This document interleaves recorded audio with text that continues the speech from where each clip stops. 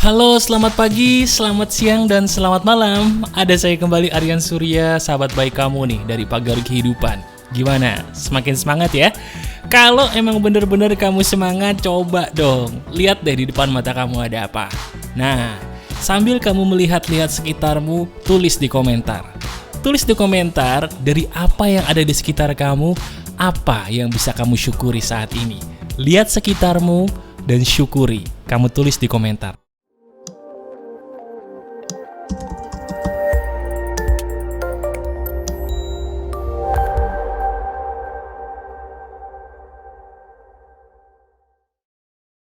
Halo teman-teman, ada saya kembali Aryan Surya, sahabat baik kamu dari Pagar Kehidupan.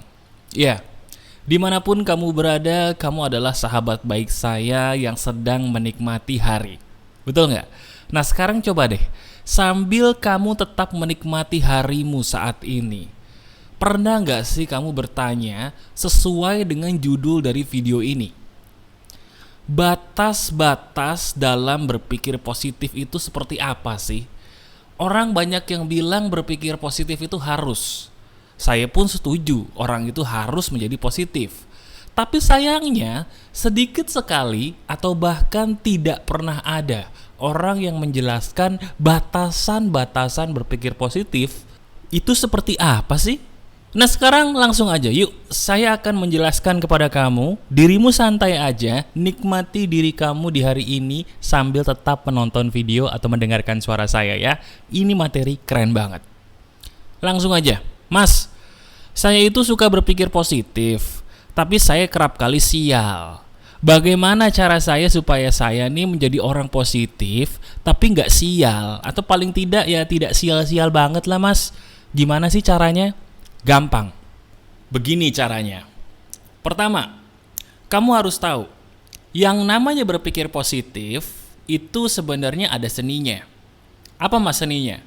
Begini, yang namanya pikiran positif itu sebenarnya punya orang tua.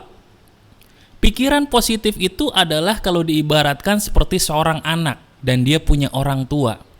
Orang tua dari pikiran positif apa Mas? Orang tuanya adalah bukti. Nah, ini dia nih. Coba sekarang saya minta tolong kamu pikirkan kapan terakhir kali kamu menjadi orang positif tapi kebablasan dan menjadi sial atau sedih. Pikirin deh.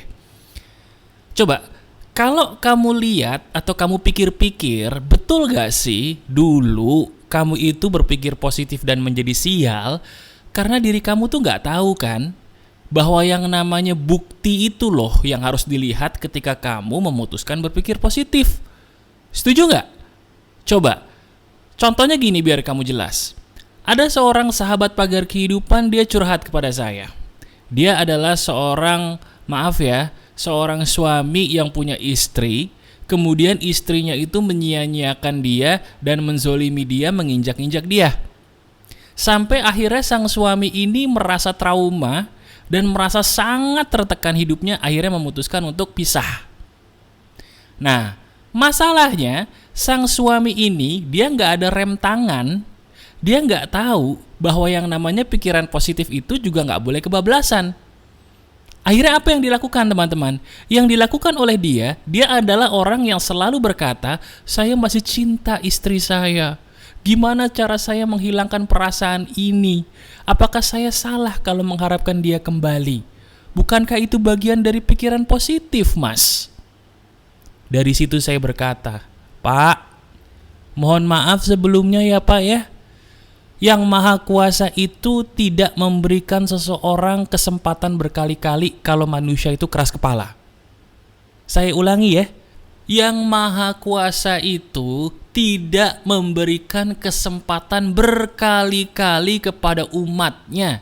Kalau umatnya itu keras kepala, umatnya sendiri yang akan terjun ke jurang karena perbuatannya sendiri. Titik.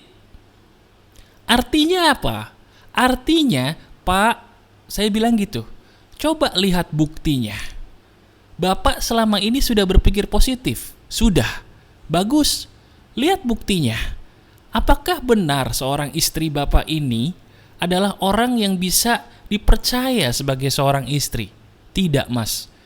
Dia melakukan tindakan yang sangat tercela ya Pak. Iya. Dia selingkuh Pak, betul. Dia bahkan menindas Bapak, menginjak-injak Bapak, dan tidak menghargai sama sekali usaha yang Bapak lakukan bertahun-tahun. Betul. Itu bukti bahwa dia tidak sepositif pikiran Bapak. Betul gak? Betul. Akhir dari situ saya katakan, Pak, pikiran positif itu punya orang tua. Orang tuanya dari pikiran positif adalah bukti-bukti nyata di depan mata kita. Kalau bukti-bukti nyata itu lebih menunjukkan bahwa orang ini adalah orang yang tidak perlu kita berikan pikiran positif, kita tidak perlu memberikan pikiran positif kepada orang itu. Nah, benar.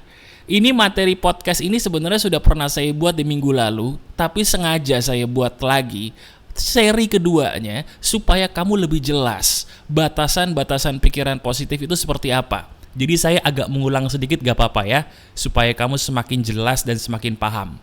Oke? Nah akhirnya orang yang curhat itu sadar dan dia beristighfar. Astagfirullah. Ternyata saya selama ini salah mas.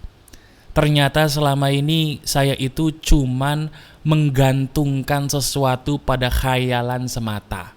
Itu dia. Khayalan semata. Coba teman-teman, sekarang lihat deh. Lihat diri kamu sendiri. Betul gak sih? Kalau selama ini diri kamu ini mencoba mencari semacam kayak pembuktian bahwa kamu ini benar berhak berpikir positif sama hal tersebut atau orang tersebut dengan banyak berkhayal yang sebenarnya gak sesuai kenyataan. Contohnya kayak tadi. Ada seorang bapak yang dia bercerai karena alasan yang jelas bahwa memang itu harus, karena mau tidak ada jalan lain. Tapi tiba-tiba orang itu cenderung menyalahkan diri sendiri. Ah, jangan-jangan saya yang salah nih. Jangan-jangan saya yang keliru nih. Jangan-jangan dia yang benar nih. Jangan-jangan saya nih yang jadi biang kerok permasalahan kami selama ini. Akhirnya dia mencari bukti-bukti yang dia khayal-khayal sendiri, seolah-olah bahwa ya saya ini yang salah. Saya adalah tersangkanya. Apakah kamu seperti itu selama ini? Kalau memang iya, saya pengen sebenarnya meluk kamu. Saya ingin meluk kamu sambil saya berkata, sadar ya. Ayo, sadar. Kenapa sih kok kamu sering nyalahin diri sendiri selama ini? Kenapa? Coba, betul gak sih kamu menonton video ini baru saja atau belakangan ini kamu tuh nyalahin diri sendiri kan atas semua masalah yang terjadi, betul gak? Kalau memang betul, saya ingin nanya dong, kenapa kamu harus nyalahin diri sendiri? Apakah memang harus ya mencari siapa yang benar, siapa yang salah? Harus ya? Kenapa sih kita gak bisa melihat bukti di depan mata aja cukup? Gak usah nyari, oh dia salah, oh saya salah, gak usah kan? Contohnya gini, kamu sudah berpikiran positif, sudah. Kemudian kamu lihat di depan mata, buktinya jelek. Ya sudah, gak usah cari siapa yang salah, siapa yang benar. Kamu lihat buktinya jelek, ambil itu sebagai kenyataan, terima, kemudian ambil langkah berikutnya. Mas, tapi susah mas, gak segampang gitu mas. Saya itu ada perasaan-perasaan kayaknya masih berharap. Berharap sama orang itu, berharap sama kejadian itu, berharap sama barang itu, betul gak? Perasaan berharap itu tiba-tiba muncul ya ketika kita mencoba untuk menjadi orang yang tegar. Setuju? Nah, saya punya tips buat itu. Dengerin baik-baik.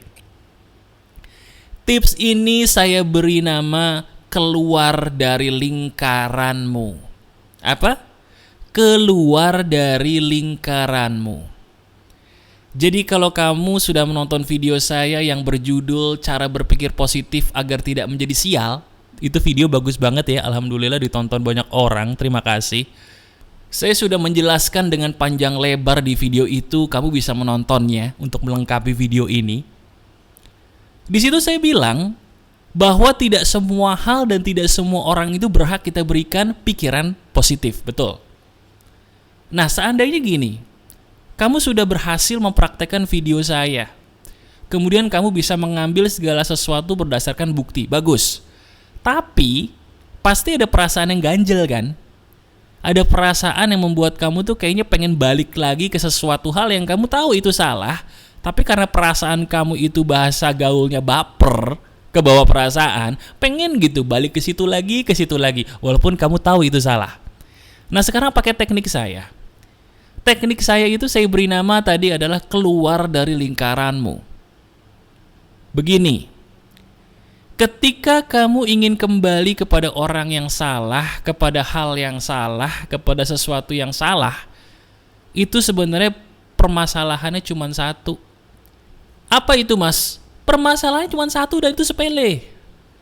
Orang itu menjadi gampang galau ingin kembali ke sesuatu yang salah karena dia tidak berani atau tidak mau melakukan suatu hal yang baru.